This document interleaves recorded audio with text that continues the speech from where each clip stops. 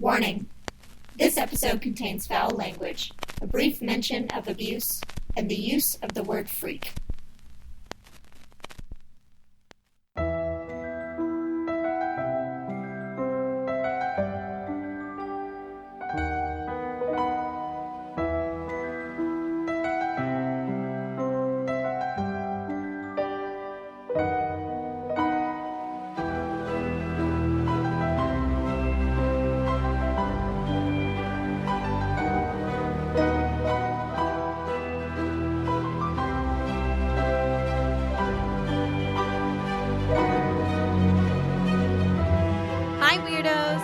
Listening to Keep It Weird, the podcast for all things strange, unusual, paranormal, supernatural, creepy, sticky, gross, scary, and everything in between. Each week we get to hang out and talk about something weird, and this week is certainly no exception at all, because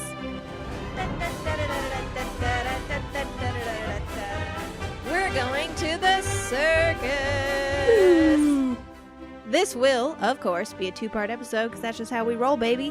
This week, we're covering the history of the circus and sideshow attractions and how they evolved into the famous American pastime we now know and how they influence the world we live in even to this day.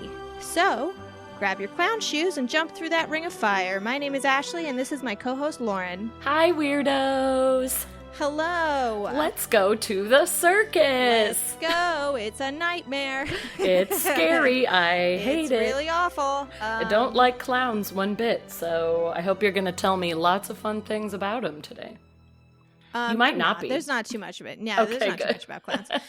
I would be interested. I thought about doing clowns, and then I was like, you know what I would rather do clowns on is when we do a fears and phobias episode. Oh, Jiminy Christmas. Yeah, that's a good idea. Yeah, so we can talk about like the etymology of a clown and like where they came from and why they instill so much fear in us, which I think I've already said on the show, but at the same time, like, boy, are they scary. And I don't think that it is all Stephen King's It. I don't think that was the origin of I don't fear. think it is either. I think there's other things. And I would love to look into it, and it would maybe be useful on an episode because I do think there's more to it. And it's almost like, I'm sure it has something to do with their faces are so painted and animated. We just feel like we don't truly know who's under there. It's scary. Yeah. It's like in our DNA. It's back when we were hunter-gatherers. Like if you can't see someone's face, it's why masks are scary too. Right. Because you can't convey like, are they dangerous? Are they safe? That what unknown. Do they look like? Don't like I can't identify you. Also, anyway, so we're going to circus today. What? Shout out to us really quick regarding clowns, and then I promise we can move on. Is that video of us still up on our YouTube channel of when we watched that terrible clown movie? Or did we take that down? That was a bonus episode. So for all of you $10 patrons, if you scroll back into our timeline from I think it was season 1, it was early. We used to do bonus video episodes. We had very special reactions. You watched us watch this clown movie. I don't remember what the movie is called. Me either, but it was gross and scary and like not the best movie, but it definitely freaked me out. Like if that's what they were set out to do is just disturb you to no end, they did that. And, certainly worked. Yeah, you can go watch our facial expressions. And speaking of patrons, we've got a bunch of new patrons that deserve a shout out. Woo! So let's give a big, warm, weird welcome to Joanne Gary. Hi, Joanne. Hi, Joanne. Can we call you Joe? Jojo? Hey, Jojo. Joshua Bushy. Can we call you Bushman? Hello, Bushman. Welcome. Hello, Bushman. And Ren M. M for Mystery. I have no idea what your last name is. But I'm going to call you Ren Mystery. You're not giving us too much. I'm into it. Very nice, Ren. Keeping it. That's the secret to a relationship, too. Like, always keep them guessing. Yep. Always keep the mystery like, little alive. Surprises. That's right. Hi, guys. Thank you so much for joining our Patreon, and we hope you're enjoying all your bonus episodes and your newsletter this month that just went out on time. Yes, we did it. We did it once again. It was a close call. It usually is. If you want to join our Patreon, head over to patreon.com/keepitweirdpodcast. just a rundown. As usual, for $5 a month, you get a cool newsletter that we both put a lot of work into and is always on time, wink, and a discount on merch. And for $10 a month, you get both of those things, plus access to all of our bonus episodes and video episodes from 2017. From forever ago, but I still think they're a lot of fun, so go check them out. Yeah, they might be. I should actually go back and rewatch them because it's been so long. Because it's probably maybe one of those they're things where it's terrible. like, oh Jesus, like what were we doing? It might be, but it's fine. Just love us for who we are, please. Anyways, also I'll put this in the intro because I always put it at the end. If you have iTunes or an iPhone or access to Apple Podcasts, head over there and give us 5 stars or the appropriate amount of stars. Yes. Whichever. Thank you, please. Whatever you think we deserve. Whatever we deserve. So today I'm going to start with circus. I'm doing the circus portion of this two-parter, and Lauren is doing the sideshow portion of this two-parter, and I'm very excited. Yes, I'm so pumped for both. It's such a crazy, interesting, wild ride, and I can't wait to hear what you brought. Let's do it. So circus history, the idea of a circus has been around since like the beginning of time. Like a company of players get together to entertain people. Sure. But this is about the circus, like Big Top Circus, Barnum and Bailey circus style circus.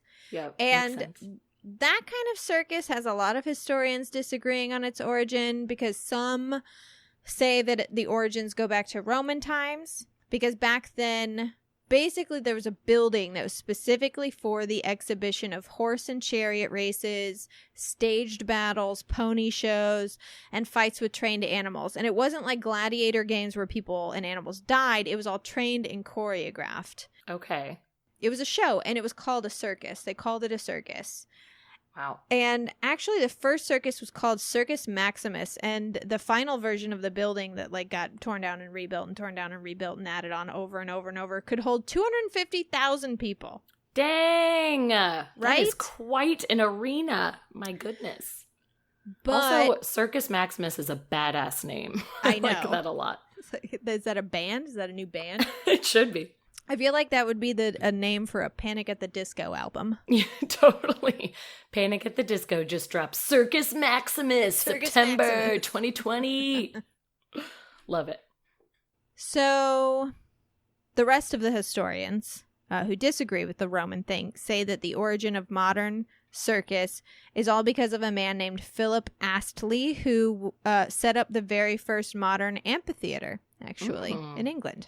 Okay. He built it for the display of horse riding tricks specifically, and this was in Lambeth, London in 1768. And Wow. he was not the inventor of horse riding tricks. He was not the first person to introduce acrobats and clowns to the public, but he was the first to create a space where all these acts were brought together to form a show. Okay. Makes sense. And the reason that it was a circle, so he performed his horse riding tricks in a circle. And back then there were circle horse performers and straight line performers. Oh. So he built the building into a circle shape because that was his style. Right. So the circle with the amphitheater type seating and the entertainment that he offered, all of that together made up exactly what we now know as a circus. Yeah, it's always the circle. So he was the start of that tradition. Yeah, okay. Pretty much. Very and nice. I don't know, have you ever seen the horse performers? I don't know that I have, actually. We grew up in the Midwest, and me even like further south than you. So I've been to my fair share of rodeos.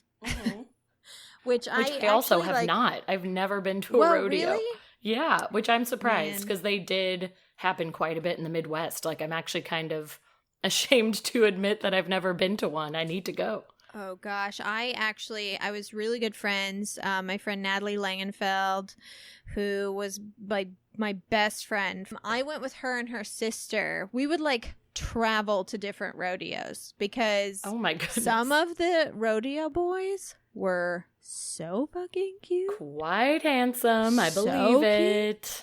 And then you meet them, and they're the dumbest people alive. Like, Dumb as no rocks. offense to any of these boys that I met as bull riders. I don't know, what do you call them? Rodeoers? Bull riders? Rodeo men. I have zero clue. Like I said, Yeah. I know nothing of the rodeo. I don't imagine we have many rodeo dudes listening to our podcast, but if we do, I'm so If we sorry. do, sorry, but also you're dumb. But the cool part about the thing that I liked about the rodeo were the horse tricks, because it was literally people that would like get the horse running really fast and they would stand up on its back and like ride it standing. It was just like amazing. I couldn't believe that either party could do that, the horse or the person. I mean, it's so impressive that the horse is trained that well, but also how are you balancing that way, human? I don't get it. On a full running horse. Anyways. Right. It's pretty amazing. So Astley's show was hugely popular, so it was very quickly followed by others. And at that time, circuses were not mobile. They were held in all kinds of sort of like all-purpose buildings in large cities. Okay. America was in the circus game at the time as well. Victor Pepin from New York was the first American to operate a major circus in the United States.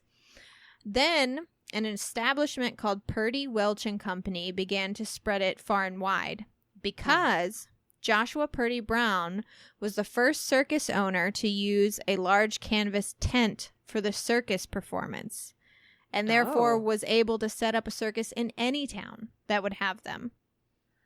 And that's become the touring circus that we know, that just pops up tents wherever they want to be. He was not the first circus to tour. That had been going on since the 1700s, but they could only tour to big cities with big arenas, whereas this gave them the opportunity to literally go everywhere. Yeah, just find an open space and pop up. And they traveled in caravans anyway, so they just like put the tent in the back and like went to the next town. And it's actually funny how this happened, because this wasn't like an idea he got from a dream. Basically, they were going to Wilmington, Delaware to perform the show. And this period in history was an era of religious revivalism. It was the evangelical Second Great Awakening, because apparently religious people have to wake up at least once a century to make everyone's lives miserable. Oh, gosh. Sounds which about is exactly what happened. So they banned public amusement. They literally canceled fun. Like, fun was not allowed. No shows, no theater, no nothing. Ugh. And so Purdy Brown was there, and he was like, what the fuck am I supposed to do with my show? Yeah. Like, we can't perform in this town. So what he did was, to get away with it, he made this canvas pop-up circus just outside city limits. So it was technically not illegal. Right. He was outside city lines. Yeah. Very so they couldn't do anything about it. And not only did the tent allow the circus to go everywhere, it also gave it like a kind of edge, because they would set up the circuses on like outskirts of towns, and it was sort of like a, I don't know, it felt like rebellious or like dirty, sort of more dangerous. Like anything could happen, because you're not like going into a set arena. It's like, I don't even know who these people are or what kind of facilities they have. What are we about to get into? This is very exciting. DIY. I'm very excited to watch this show. I love it. So, there's a lot of cool history to the circus, especially in Russia. Oh. Lenin actually wanted the circus to be like the art of the people. So he set up a very famous school to this day, the Moscow Circus School. And now some of the world's greatest acrobats and circus performers ever come out of Russia. Oh, and dang. And it was huge at the time. Of course, unfortunately, you know, Soviet Russia, and it basically turned into like a big propaganda machine, because like Lenin started it, so it was like a government run thing. It was kind of a nightmare. But now, still to this day, people go to circus school in Russia. Dang. I guess that makes sense, because their gymnasts are always so good at the Olympics, Yes. like Russian gymnasts, and the circus has some of those same elements with trapeze, and I mean, many of the performers have to be flexible and do their thing, so this actually makes a lot of sense. If anyone ever watches America's Got Talent, there's always a fucking contortionist Russian woman on the show. Like, every they know how to season. bend that body. Never fails. It's true. But I don't have a lot of time, and I have to get to P.T. Barnum. Oh, Lord, have mercy. As in Barnum and Bailey Circus, as in The Greatest Showman on Earth. So P.T. Barnum was born in Bethel, Connecticut. He's a Connecticut boy. He was a businessman. He had several businesses. He had a general store, a book auctioning trade, real estate. He started a weekly newspaper at one point. Actually, because of his newspaper, he went to jail for a little bit. Oh, dang. Basically, he was publishing a lot of editorials against the elders of local churches. And that turned into libel suits. And he ended up going to jail for like 2 months. Dang. So, well, sorry about it. But when he got out, he was known as a champion in the liberal movement from then on. Okay. Except that he was awful. He was fucking awful. He was sucked. the worst. He was a dick. So how did he get into the entertainment business? Well, in 1835, he learned about a blind and almost completely paralyzed former slave woman named Joyce Heth. And so she was already being shown around by an acquaintance of P.T. Barnum. Like he was taking her around town saying she was George Washington's former nurse and she was 161 years old, which turned out like, of course she wasn't. Mm-hmm. Well, P.T. Barnum saw an opportunity to make money. And unfortunately, or not unfortunately, what the fuck? Fortunately, slavery was outlawed at the time in New York. But, you know, the greatest showman of all time found a way around that by leasing her for a year for $1,000.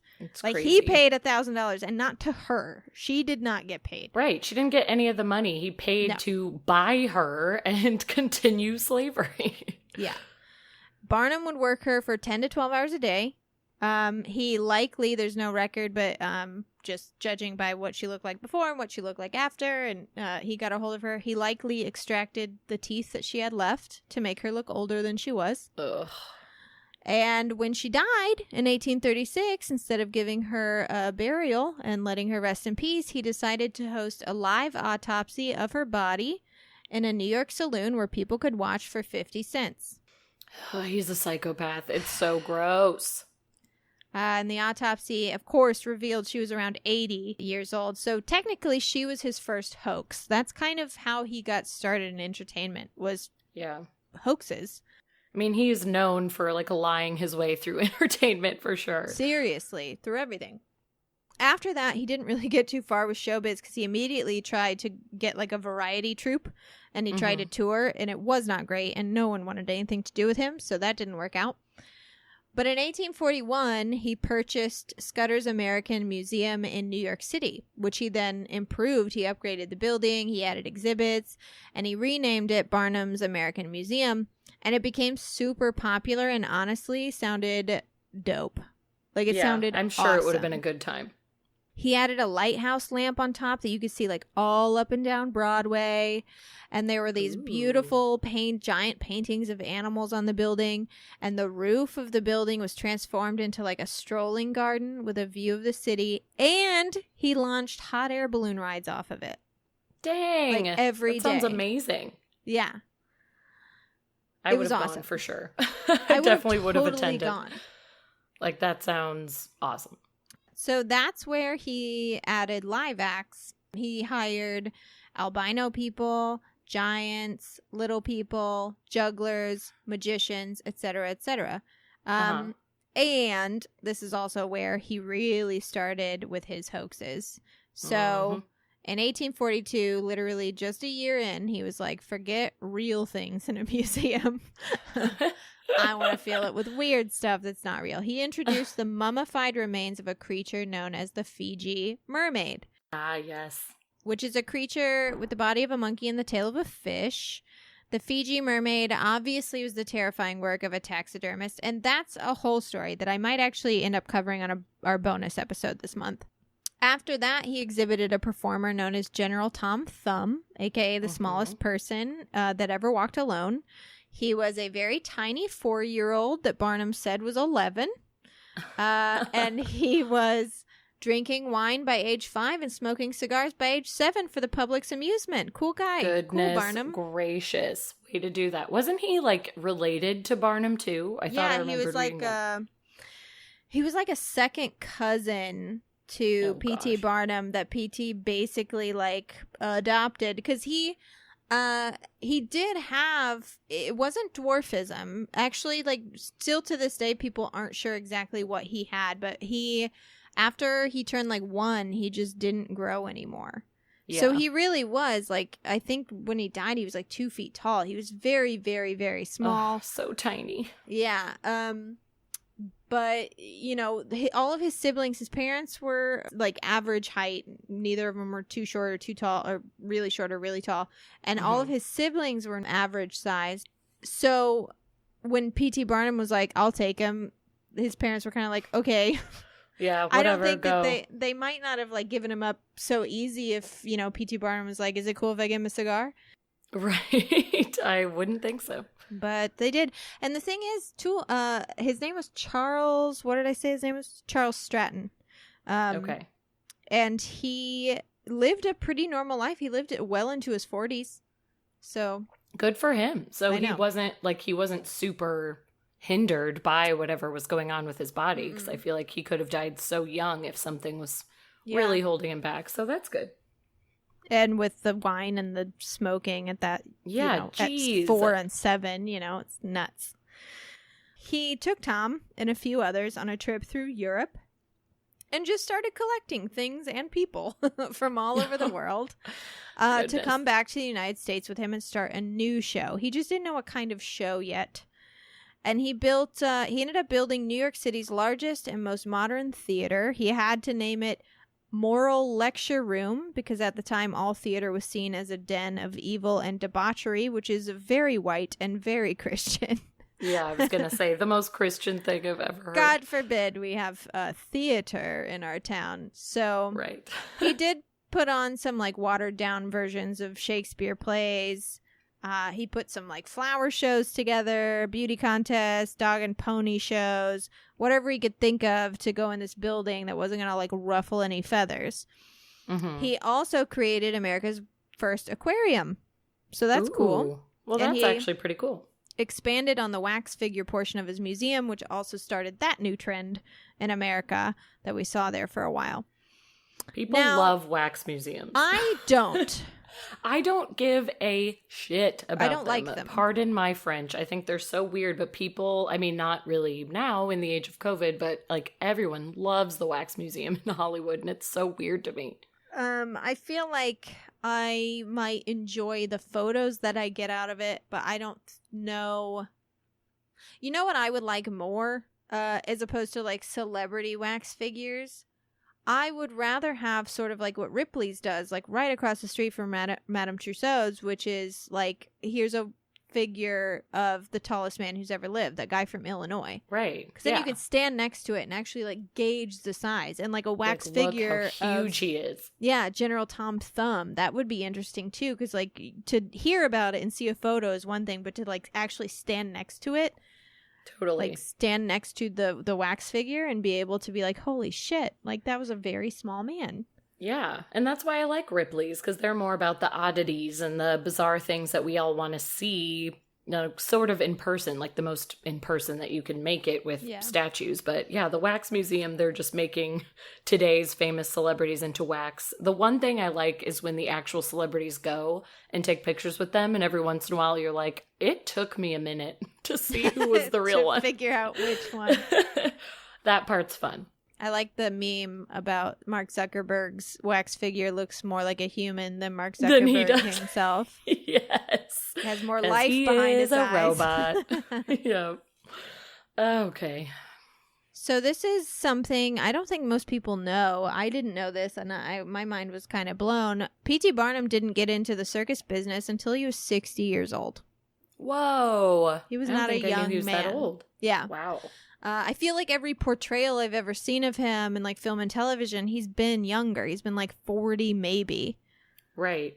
I was trying to think of how old What's-His-Toes is in The Greatest Showman, which I know is like the very exaggerated musical version, but Hugh Jackman, I mean, is he 60 yet? He looked young in the movie.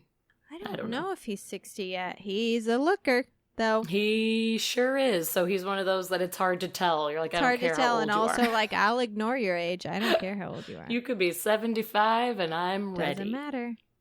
So he didn't get into the business till he was 60. He started P.T. Barnum's Traveling Museum, Menagerie, Caravan, and Hippodrome in Wisconsin. That was the whole name? That was the whole name. With a guy named William Cameron Coop. And that went through several names. Of course they changed the name, because why would you keep that name? P.T. Barnum's doesn't quite roll off the tongue. Traveling World's Fair was one of them. They tried out Greatest Show on Earth for a while. They tried out the Great London Circus, which is like, who? Until they merged in 1881 with a man named James Bailey and his partner James L. Hutchinson, which eventually shortened to Barnum and Bailey's, and obviously stayed that way for a very long time. That was the smartest name you Yes. could have done. So simple. Alliteration. It sounds great. It's simple. It's easy. We know what you are. They revolutionized the circus for better or worse, mostly worse. They added large animals. Their first big attraction was Jumbo the African elephant. They added acrobats and an entire ring for their sideshow, aka the freak show. They were the first circus to own their own train, which was cool. Oh, wow. Yeah, they started traveling by trains because, of course, they would. That's so much better than a caravan. And Barnum and Bailey weren't the first ones to think, like, let's ride the train instead. But they were the first one to have enough money to be like, I'm buying my own train. Yeah, this is to just our train. my circus. Later on in life, he became a Republican. This was the time that the Republican Party were on the right side of history and opposed slavery. And he kind of begged the world's forgiveness for the way that he treated non-white people before his career as a showman and in the beginnings of his career. And because of that, he kind of rewrote his own history, because people don't really talk about that part of his life, even though it was a huge part of his life. And even after he started, like, you know, quote unquote, mistreating non-white people, he still made racism fun. Yeah, he still made somehow. it so that, you know, people were entertained. He paid the African man that he brought over from whatever region of Africa. You know what I mean? He paid him. Yeah. He fed him. He didn't, beat him. He took care of him, but he still had him go out there as an ape man. Right. You know, he still made it like a fun, cool thing to be racist. Everyone was just having a ball. You know, whatever. One famous quote of his actually does not exist. He's quoted as saying, "There's a sucker born every minute," but there's actually no proof of him ever saying that. And it's probably more likely that one of his rivals said it about him and his large audiences. That makes sense. He had so many enemies. So many. I mean, everyone fucking hated him, and like, why wouldn't you? Yeah. But the cool thing about P.T. Barnum was he had his finger on the pulse. Like, he didn't think he was tricking people or fooling people with his hoaxes and stories. He knew that they knew it wasn't real. That's not the point. Yeah. They wanted to be tricked. They wanted to live in this fantasy world. And that's how he looked at his audiences, as being like in on it with him. Like, he was like winking at them. So emerging as well at this time were 5 brothers in Wisconsin, the Ringling Brothers. Ah. There was actually 7 Ringling Brothers, but only 5 of them went into the circus business. Okay. They started out as a small caravan that grew and grew and grew, eventually made enough money to travel by train. P.T. Barnum died, and Bailey purchased the museum from his widow and obviously took over the circus. And because Bailey took the circus on a tour of Europe, he decided he wanted to do a big tour of Europe. And Ringling Brothers, they had the opportunity to kind of take over the Eastern Seaboard as well as the Midwest, because Barnum and Bailey's was still the biggest ticket in town. But since they went off to Europe for 8 to 10 months or whatever, Ringling Brothers was like, let's get in there and take over. Yeah, let's see what we can do here. Exactly. When Bailey returned, and he now had, he had competition for the first time in the United States, really. Man. And it was fierce competition. So he decided to take the show west of the Rocky Mountains for the very first time. This was in 1905. And he died the following year, and that's when Ringling Brothers bought Barnum and Bailey's. And they ran the circuses separately until 1919, when they merged them and became the greatest show on earth, which is what they were called for a very long time. This all makes sense now. Yep. Circuses remained a popular source of entertainment. They even made it through the Great Depression. But after World War II, television arrived. And it was kind of all downhill from there, especially starting in the 1960s when animal rights activists got involved.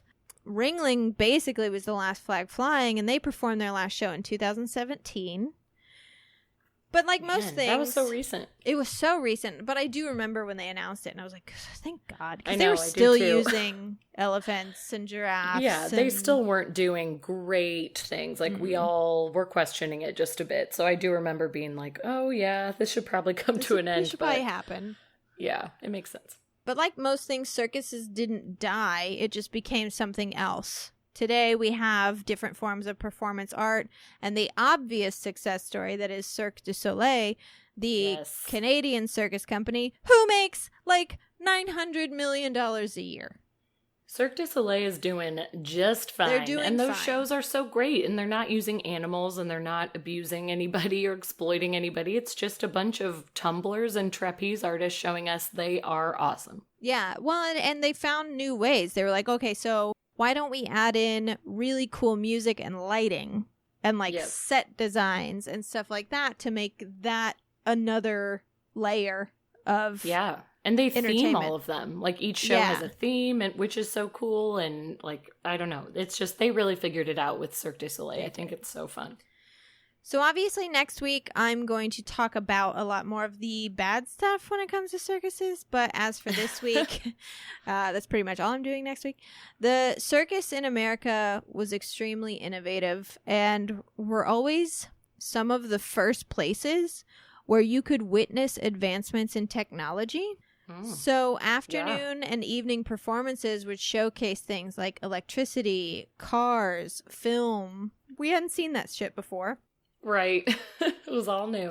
They would even perform reenactments of current events, like almost like bringing documentaries to people all over the country who would not ever get to see these things played out. Right. Yeah. So circuses educated millions of people. They introduced and integrated new ideas in fun ways. Like, I was reading a lot of historians say that America may not have accepted electricity as willingly as we did if it weren't for places like the circus, who would, frighten you with it, but also get you excited about it. Totally. Yeah, that's true. Because not everyone had access to go into like, Edison's, zip-zapping a fucking elephant down the street. You know what I mean? Like, people in our neck of the woods in southern Illinois didn't have access to seeing what Edison was doing. So the circus would bring little... Yeah, they were able to show them, like, this is what's going on. You're seeing a spectacle that you didn't know existed. You didn't know existed, and here's the cool shit that it can do for you someday. Right. Once we're able. And also, circuses employed thousands of people who may not have been able to make a living otherwise. Yeah, 100%. A lot of the, the talent, fine, but especially the sideshow attractions and a lot of the men and women who worked as like the rubes and as the, the drifters that would come in and out that would say like be missing their arms and legs. And it was like, we have a job for you. We have a job for literally everyone. We will take you in. Mm-hmm. Yes. I do think the circus was so good for that. And like, as I'll talk about with sideshows too, like they really took the people in that didn't think they had any options and would never get a job. And I feel like that was so cool. That was a really great part of it. Yeah. And that's all I have for circuses this week. Next week will be a lot less fun. It won't be as fun and entertaining. Sorry. No, it'll still be entertaining, but in a dark way. Well, we can jump into some sideshow history, which, I mean, you will hear, it's obvious, like Ashley even mentioned the sideshow a few times. Like, sideshow and circus have so much overlap because they were very involved with each other. And the sideshow eventually just became a part of the circus, but it actually started out a thing of its own. It was its own little sideshow. It is the perfect term. It was a sideshow that, like, needed to find its ground. But going through the history was really fascinating because you realize, and it's not surprising, that humans have been fascinated by abnormalities and deformities and things that just seem like magic but are not. Like, we've always been fascinated by this, and why wouldn't you be? Like, it feels so different from the norm, and we get excited. So the first pair, or like entertainers, they didn't even mean to be entertainers, but they go as far back as the 17th century, were these conjoined twins. Their names were Lazarus and Johann Colloredo. They were from Italy. They were probably the world's most famous siblings from back in the day, and many cities liked to play host to these brothers as they traveled throughout Europe. They were born in 1617 in Italy, and they fascinated and horrified the general public, and here's why. So Lazarus was thought to be this handsome, appearing otherwise perfectly healthy guy, except for his conjoined brother, a man named Johann, who protruded upside down from his brother's chest. What? He was significantly smaller than Lazarus, and it was basically just his upper body, and his left leg was visibly extending. Everything else was melded into his brother's torso. Oh my goodness. And there's not a ton on these guys. There's not a ton of history on them because it was so long ago. But Yeah. it is believed that his mental capacity was not great, and that he could say very few things and didn't fully understand what was going on. His eyes were constantly closed, and for the most part, his mouth just hung open, and sometimes even his tongue would hang out. So everybody just sort of looked at him as like this useless appendage that was hanging off of his brother Lazarus, which is so sad. But I mean, nobody had really seen conjoined twins before. It was like, we don't know what to do with this. Well, and it would be super interesting if we had someone like that today, because you could actually test the brain waves and the brain function and find out. Like, we just have so much science now. Yeah, and then, man, I'm just thinking now I'm off in my own world now. I know, you could go down the rabbit hole of this. I was like, would it be more humane to kill him? You know what I mean? I know that's horrible to say, but probably yes, because he's hanging off of his brother. He's not living a fulfilled life. It doesn't seem like he's capable of, even creating sentences or his own thoughts on the world. Like, it really is sad. That's something that I know is like a hot button issue for a lot of people, 100%. Even just like, because I think it's very humane. I think that if you, are terminally ill, that you should 100,000% be able to say, I would like to die. Can you give me a dignified death, please? Exactly. Like, my quality of life is not good. I am in pain constantly. I would rather choose when I die than like, oh my God, is it happening today? Oh my God, is it happening today? Yeah. So okay. All right. I'm putting that hear away. You. It's horrible. I'm going to think about that as I'm going to sleep tonight. You're going to think about this forever. But for now, I'm back.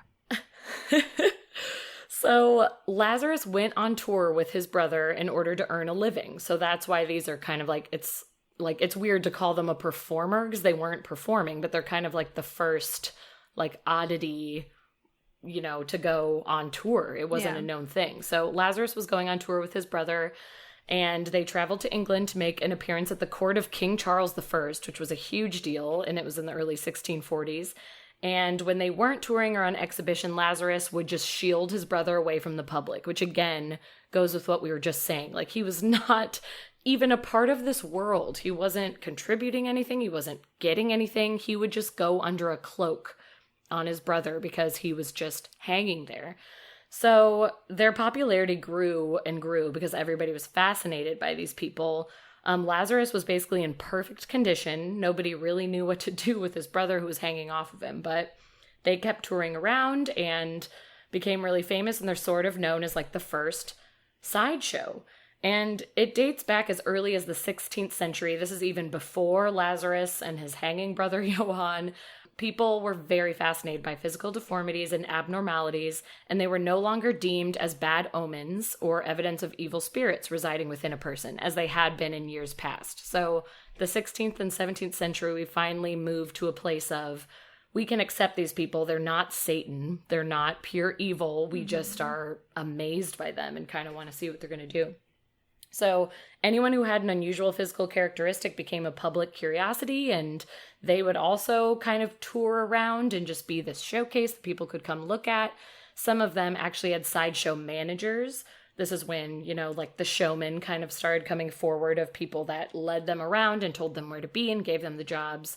It is unknown, again, because it was so long ago, whether Lazarus had a manager leading him around, or maybe he was just doing it of his own authority, but a lot of them had a manager and they would just split the profits as they went from place to place. But whatever the case, it really wasn't until the 19th century that sideshows, or freak shows as they were called, became a big thing. And I don't love the word freak show, even though it's like the name of television shows and used so commonly now, but I'm kind of giving a disclaimer and a warning. I'm going to say freak show quite a bit while I tell these stories, and I'm even going to call the performers freaks because that is what they were referred to at the time.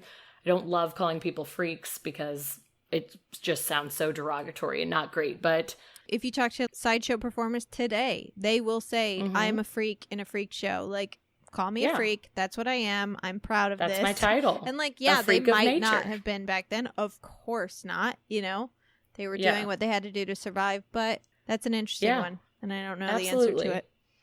I don't either, but I just wanted to give the warning in case anybody is offended by the word freak and doesn't like freak show. It's just, I'm telling you the history, and that was what was historically accurate at the time. So that's just where we're headed. But okay, so sideshows or freak shows basically were this form of entertainment that had like a variety of entertainment going on each evening within their shows. So the most common of sideshows were called 10-in-1s, and they basically brought on 10 performers or freaks onto a platform, and they would just bring an audience through, and they would literally just walk through and stare at these 10 people who all had different either birth defects or abnormalities that had come on over life, or they hadn't, grown to a certain height. There was lots of dwarfism on the stage, but people would just walk through them and look at the 10 performers on the platform.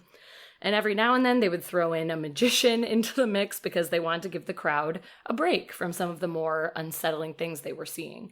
But not all performers were just the natural freaks born with the physical deformities. There were also performance artists who had talents like fire eating, sword swallowing, and full body tattoos, which we still see that today. Like that's normal at the circus or sideshows, whatever. So there were these performances as well. A lot of shows back in the day were regarded as inappropriate for women and children, and they would have men-only sideshows. And these often included the display of anything that felt too exotic or objects that felt unnatural, that they thought women and children were just too innocent to see, so they would only invite the men. And an example of this is something called a pickled punk, which I hate. It was an abnormal fetus that was preserved in a glass jar. Which is just the worst thing I've ever heard and something I would not like to see. So thank you for making it a men-only show, because I wouldn't want to go to that. So funny because that in next week's episode / the episode. Are you talking about it? Well, no, I have a section where it's like, hey, guess what this lingo means. And pickled punks was one of them. And I'm sorry I cheated. No, it's fine. I said it to Joe earlier and he was like, drunk guy? And I was like, that is a really, really good guess. But no, it's a fetus. I would never have guessed a fetus. Like, I'm kind of sad I read this because I wonder what I would have said if you had just blindly asked me that. But yeah, when I read that, I was like, holy shit. What a dark nickname. A dark, horrible thing that people went to see.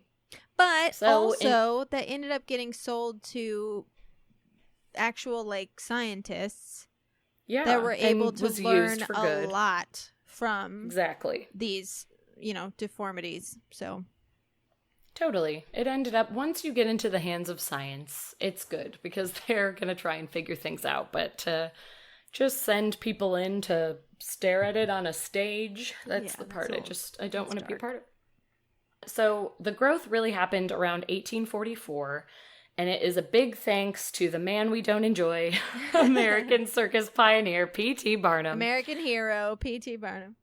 That American hero that we do not enjoy. But, I mean, it's like you said, he really is the greatest showman. Like, he knew what he was doing, even if he was exploiting people. Like, he knew how to do it. He knew entertainment. He knew how to be a businessman. But he traveled to England in 1844 with Tom Thumb, who you were talking about.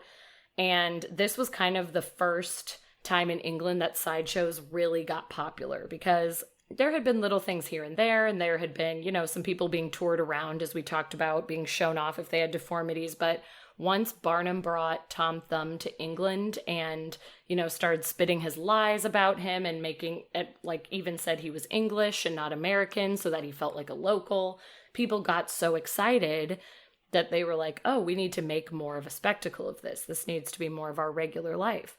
And, even, I think at one point they went to see, who was it? I thought I had it in my notes. Oh, Queen Victoria. He presented Tom Thumb to Queen Victoria, and she was a huge fan of this and was obsessed and was like, we need to have more sideshows. I want to see more of these performers, blah, blah, blah. So it became huge in England. And then back in America, sideshows had started back in 1829, around the time of the arrival of Chang and Eng, which were the original Siamese twins. Yeah. They're the reason Siamese twins, that term was coined. And we can talk more about them later, but that is why things started to become popular in the 1830s, but American sideshows really didn't start taking off until the 1840s as well. It was sort of when P.T. Barnum was just getting crazy and showing everybody that it could be basically like going to the theater.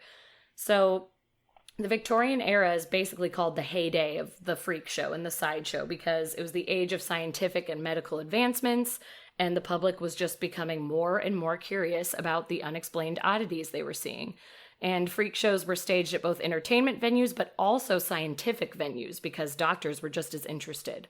And it was drawing young children to old men and women to doctors to anyone in the medical profession because truly, we were just so excited about seeing anything that was different from us at this time. And there was one really famous incident that explains the best way of how people were thinking during this time, of what was going on in the Victorian era. This wasn't even a sideshow guy, but it was this man named Hu Lu. He was a Chinese man with a 56-pound tumor on his scrotum. On his scrotum? On his scrotum, Ashley. Heavens 56 pounds. to Betsy. He was never publicly displayed as a freak, but he was brought to London for a medical procedure. And when people got word of Hulu's arrival, crowds swarmed to the hospital. And they were all standing outside because they're like, how do we get in? How do we see this guy? We have to get a look at him. This is how bad people wanted to see Ma'am, deformities. This is a Wendy's. Can you please? Excuse me, leave? This is an Arby's. Can you step back? Sadly, Hulu died on the operating table after having bled to death. I know, it was horrible, but his story swept through England and people were just going crazy about this guy. And it just both showed the good and the bad of what was happening during this time of people had no boundaries and had no limits, but also people were starting to become curious about people who were different from them because in both England and in America, still in America today, we're seeing it. People were scared of what they didn't know. And now people were starting to accept, oh, this person looks a little exotic was the term they would always use. And it's they were starting to accept and want to learn more about this. So not only was the 56-pound tumor exciting, but also because, he was Chinese. They were like, oh, well, tell me more about Chinese ideologies. And just they wanted to learn more. So that was just one example of people going crazy during that time. So as sideshows were growing, the showman became more and more the essential component to making the sideshow or freak show successful. The talent in the showman had to be the ability to recruit a person with an unusual disfigurement, talent, disability, whatever, and bring them to use as an attraction and find a way to make money with them. And a showman basically had to have an alter ego, a stage persona that became their public identity and who they were recognized as with the audience. But the showman also had to be able to kind of hide their freaks and their performers because it had to be a big surprise for the public. So they had a tough job. They were securing the locations, hiring the people, then hiding the people, and making the show what it was. And these larger-than-life personalities during the Victorian era became an art form. It had nothing to do with even the show itself and what you were bringing around. It was just what story are you telling? What character are you bringing? And they had to be perfect, which is why Barnum was great at it, because he just became so good at lying and making any person or, object look amazing. And even you were talking about the mermaid that he totally made as a hoax. It was he came up with that and he ran with it and he knew how to make a show. So Barnum had a talent for that. Last week or the week before, when I was talking about the history of tattoos, the tattooed women, they made up their stories too. When they were part of the Sideshow, as opposed to, they got their tattoos like everyone else did, but they would say like, I was kidnapped by a group of Native Americans who gave me these tattoos as a form of torture, and they're telling these stories, and everyone's just like, what?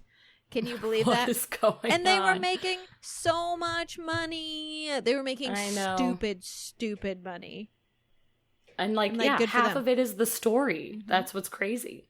It's like Barnum and whoever was running the sideshows could present these people as much as they wanted. And yes, a lot of them did look like the craziest thing you've ever seen in your life. But if there's no backstory or no like either heroic story or terrifying story, people, they will lose interest. And it's like the showmen, they ran it. They had to be talented. They had to be good. And besides Barnum, I knew you were going to talk about him a lot, so I didn't put a ton in here, but he did have a counterpart. There was an English version of him named Tom Norman. He was over in England kind of doing the same things. And in the 1850s, when Barnum actually was like taking a breather, he was struggling with some debts from failed business ventures and like not doing as much. This is when Norman started to rise to success because he was taking all of Barnum's ideals and just doing it over in England. So he started out small. He was just renting the shops of small businesses for a few days at a time to show off his oddities and his people. He would just pop up a small stage or a curtain and make it work. But by the 1880s, Norman's traveling freak show was a huge hit. And by the end of the 19th century, it was like a permanent fixture everywhere. In any big entertainment venue in the city of London, you could find one of his freak shows. In 1883, Norman gained two of his greatest sensations, which were Marianne Bevan, the world's ugliest woman, and Joseph Merrick.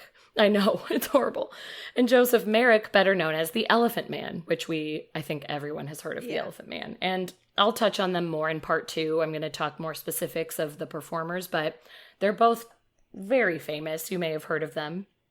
But sideshows, basically, whether in America with Barnum or whoever, there were sideshows everywhere, or with Norman, who was making it work over in England, they were sort of the same. They started to follow the same path where it was a category each night. That's how they kept it fresh and kept it different.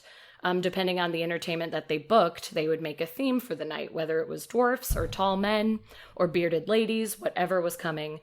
And it was also common to have specific exhibits set aside for women and children. Because like I said, they used to be like, okay, men only, and didn't really have the family-friendly ones. But Norman was good at this. He started to cater to the women and children and made family-friendly events.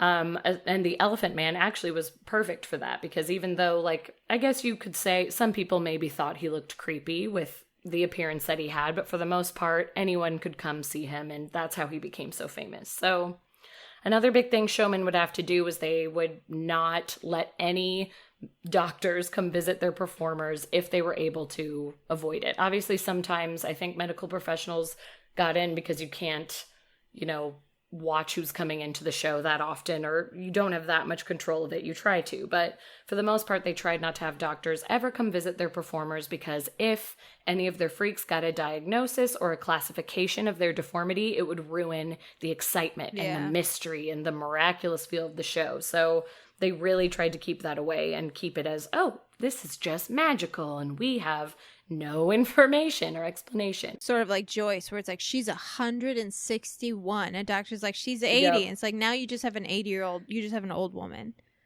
You have an 80-year-old woman and nobody cares. Like, we've lost all interest. That's exactly it. Both Norman and Barnum claim that they were very friendly with their performers and that any rumors going around that they mistreated their acts was a lie, which I do believe somewhat because you even said, like, Barnum is a lot of things and he's crappy in many ways, but I don't think he was, like, abusing the people.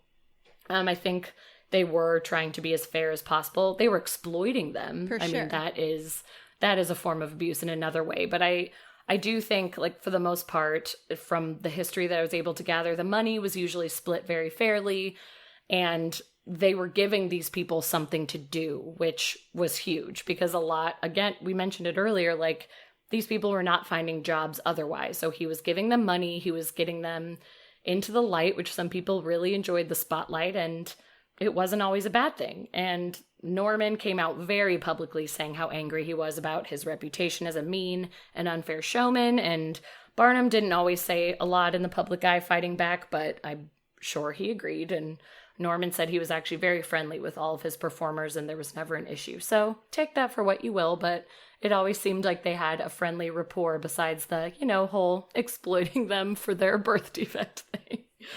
But also on the other end, the freaks and the performers were often perceived as stressed out pushovers, unhappy with their lot in life.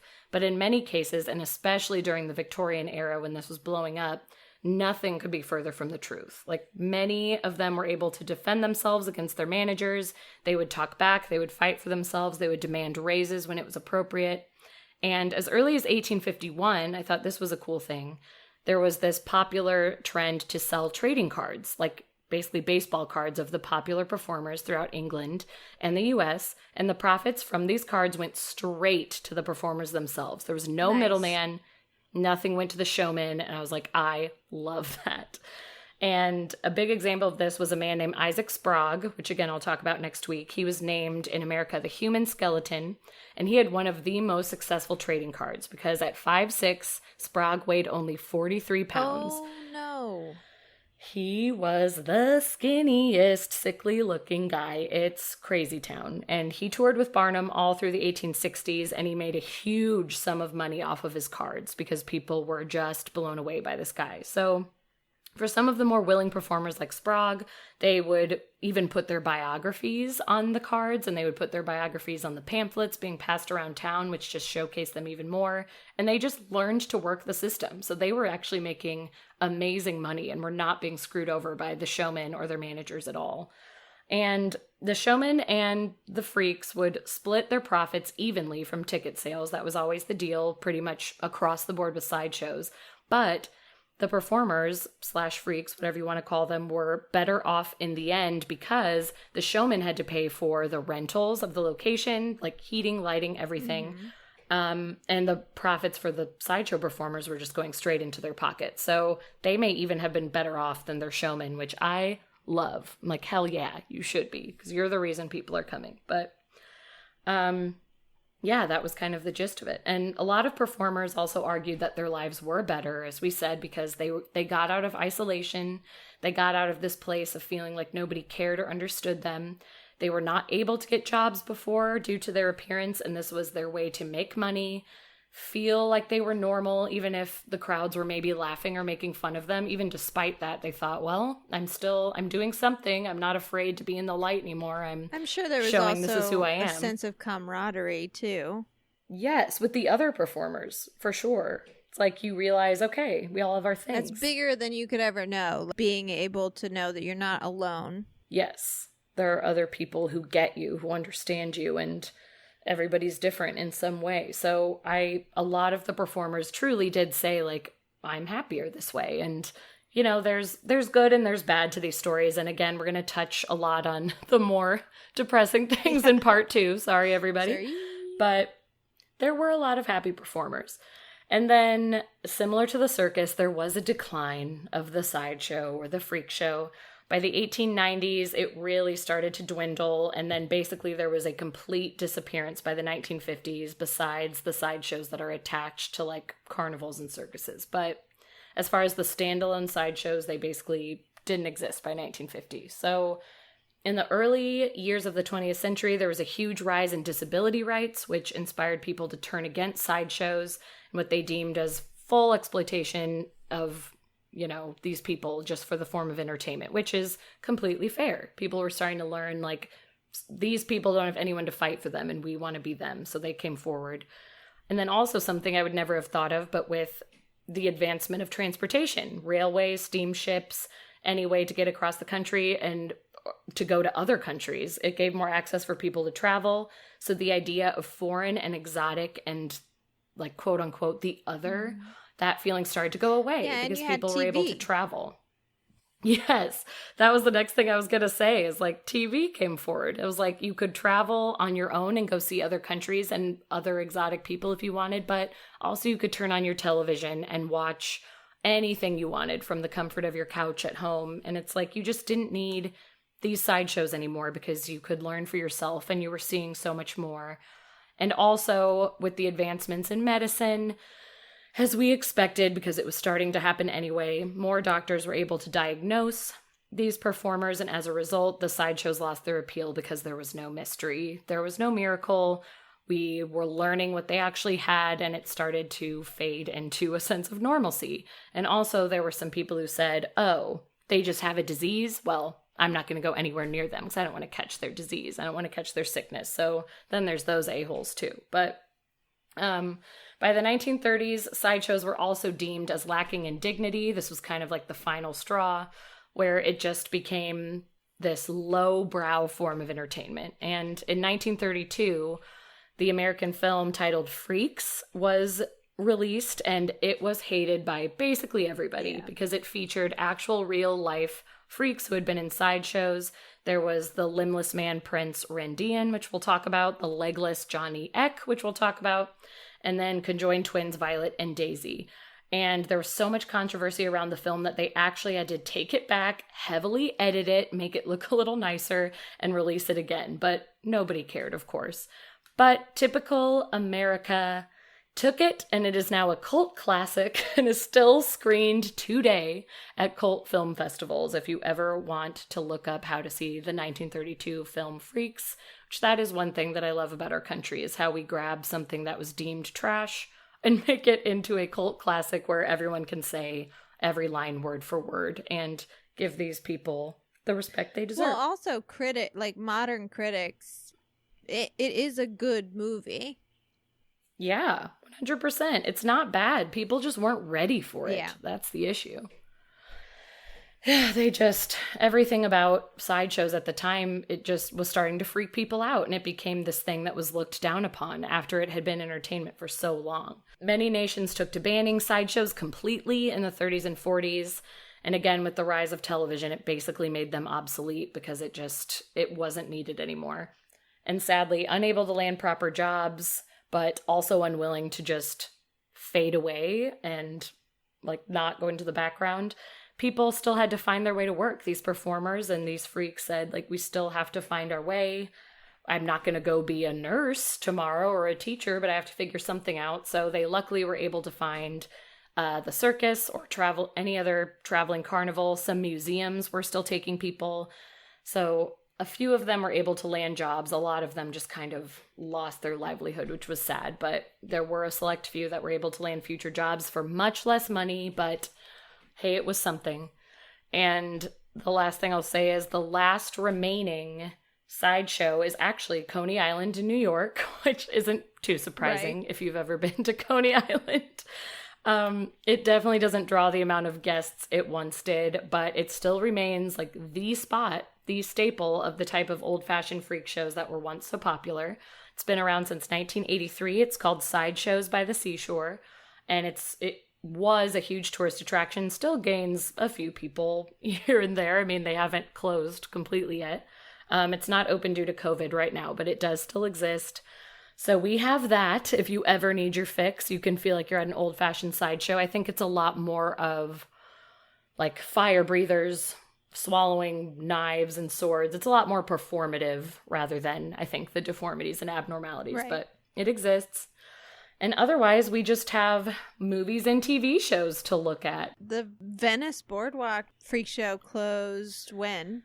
2 years ago? Yeah, kind of recently. Maybe, it was one of those things where I didn't even hear about it. I just happened to go to Venice Beach one day, and it was wait, what? Yeah. I couldn't believe it was gone. And the thing is a lot of the time, especially if you're on the Venice Boardwalk and it's not summertime months, it was closed, but it still said freak show, and it still had all the illustrations on it. You thought it still existed. Yeah, and now it's just painted over. It's just a building, and they painted over. I don't know. It's just really sad. It is sad. I mean, it's not a surprise, but it is sad. But I think one of the good things about Venice Boardwalk is you don't necessarily need a building to host the sideshow, because a lot of the performers will just be out on the sidewalk showing you what they got. Okay, it closed in 2017. So basically, right after we started the show. Oh my gosh. It was like we started this show and they said, you know what? Ashley and Lauren are going to take it from here. What? They've got it. We can finally They've got go it, home. guys. Go on. We can finally pack it up.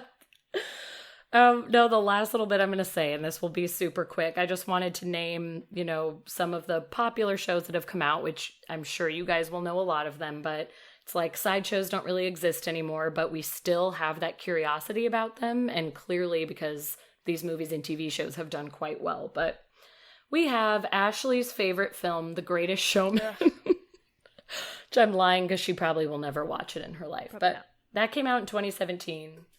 Hugh Jackman was playing P.T. Barnum, but it is loosely based because they make him look very nice. But man, I love to sing to that music. There was a movie in 1980 that came out called The Elephant Man, which my little side note about this is I watched it when I was really little, and my mom watched the first half with me, and then I think I had to go to bed, so we turned it off. And she said to me, she's like, don't watch the rest of this without me. She had seen it before, and she knew how it ended. She was like, don't watch this without me. But of course, I'm an idiot kid. I think I was like 8 or 9.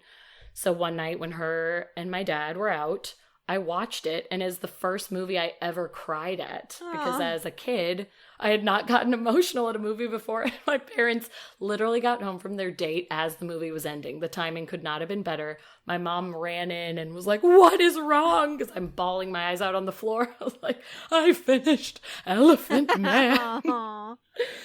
It's heartbreaking. He did have a very, very sad life. And it was just, he was just not served a great life, guys. But that was that. Freaks, 1932. I mentioned it a few times. Is definitely a movie worth watching. It's awesome, too, because all of the people in that movie, like you said, are actual... They were real. Sideshow performers. Yeah. And their performances are really good. They're so good. Like, they deserve so much more credit than they got when the movie was released. Like, they were so shunned and hated on, and I'm so happy that it became this cult classic that people appreciate now, because they were awesome and so deserve the credit they're getting now. So those are big ones. And then there was a horror movie called Sideshow, released in 2000. Have you seen that? No. I kind of want to watch it. I mean, it doesn't have great ratings, but I feel like it would be a fun one for you and I to watch at some time and just eat popcorn and drink wine and enjoy it. What else was I going to say? No, those were the big ones. Water for Elephants? Well, yeah, Water for Elephants. That's more circus, I would say. I was doing more sideshow. Oh, is but the Greatest completely Showman correct. more sideshowy? I would say yes, Okay. because a lot of it is focused on how the people who have their weird tricks or their oddities start to feel a little mistreated by Barnum okay. or like ignored.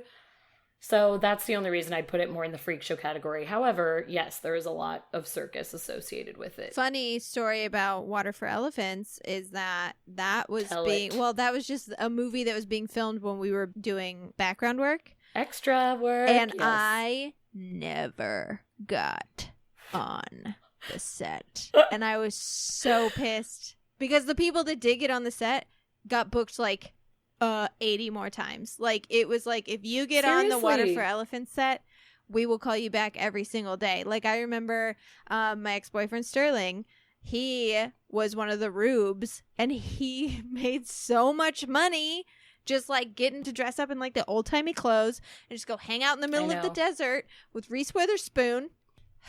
No, you know who we have to call out is everybody's favorite guest, Tyler. Because he was on that set like every dang day, and they all made so much money.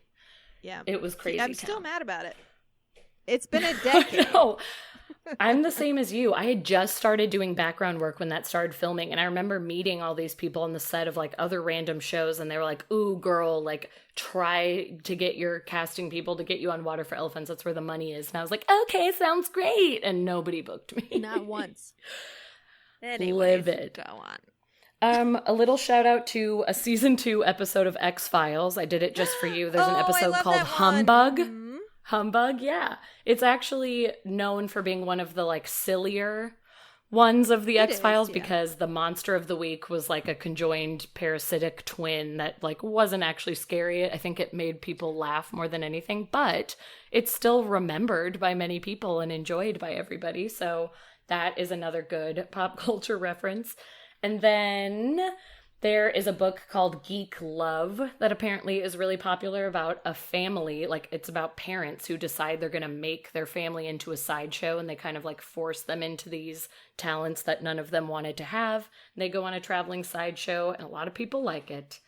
And then there was also a comic strip called Zippy the Pinhead, which was very popular. And the only reason I'm bringing it up is because it was heavily based on the pinheads who were in the freak shows. And we're going to talk about a lot of the pinheads next week, specifically the one named Schlitzie, who American Horror Story was based on. And I didn't even mention American Horror Story, but it's because we've talked about it so much on this show. But obviously they did a whole season dedicated to Freak Show. They made it extra murderous and scandalous and wonderful, but it's good and it's totally worth a watch. And many of the people that I'm going to talk about in part 2 were characters that ended up on the show. And yeah, I just love that sideshows have still carried with us and get notoriety because those people absolutely deserve it. They went through a lot of hell, but they still found their way in the world, made it work. I really, truly do recommend watching American Horror Story Freak Show, and I'm saying that to the people who've already watched it and said I don't like it. Watch it again, because I fucking hated it. Give it another shot. I hated it. I didn't like it. I thought it was trash. And then I rewatched it because I was showing Joe every season, and I love it. I think that season's really great. Yeah. I love the relationships between all of the performers. And I read about it, too, afterwards. And I realized how much care Ryan Murphy, as flamboyant as he is and has absolutely crazy that he makes these shows, he really does take care to, like, accurately portray how something took place. I agree. And he did a really good job does with take that. the time with that. That's something I love about Ryan Murphy is like he does so many different styles of shows, and that makes me respect him so much. Is it's like I can't believe that this same man is putting out this variety of shows, and he takes such care with each one and makes sure it's historically accurate. Yeah, exactly. He puts the accuracies in, but then puts his own spin on it, of course, to make it more entertaining. But he is so good at being true to the people that it's based on and trying to be true to the timelines the best that he can. And he's great. He is. And it's not just guy. because we know him, okay? He's just really great. We might have worked with him on Glee and we're best friends. We weren't best friends. No, we weren't, but he's very nice. My thing with Ryan Murphy and Brad Falchuk are like, do you sleep? Do you sleep? Yeah. Do you ever sleep? You do so much. I do nothing. Everything. And I'm still like, there are not enough hours in the day. So tired. I'm crying, but I feel like I did sit down for quite a long amount of time. Yeah, they're amazing. Okay, well, we should move on because we've got another episode to record, guys. We got part 2. That's right. Well, that's all the time we have this week for Keep It Weird. Thank you so much for listening to our show every week and hanging out with us in our Facebook group. We love chatting with you guys. Whoop, whoop. If you aren't already, follow us on social media at Keep It Weirdcast across all platforms. Also, join our Facebook group so you can hang with us every day. Check out our Patreon at patreon.com/keepitweirdpodcast and check out our Etsy page at www.etsy.com/shop/keepitweirdpodcast if you want to grab some merch. I hereby vote, I hereby declare that our sign-off What is it? for the duration of quarantine is just a reminder to be good to ourselves and good to each other. Oh, thank God you're saying that, because A, we have not been creative on our sign-offs, and B, it is such an important message that both heavily applied to body modification and heavily applies to this week of the circus and sideshows. Yeah. And it just means it applies to life. It's a nice reminder to, one, take care of yourself, because this is a weird fucking time for everyone, and every bad day that I have where I'm literally like freaking out and I'm like, what is my future gonna be?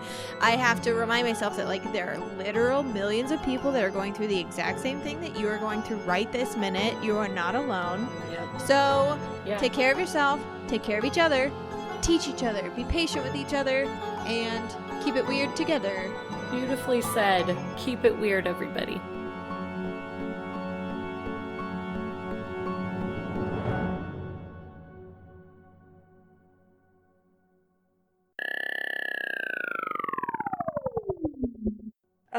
Sorry. Get it? That's a paella. So special. Such a special girl.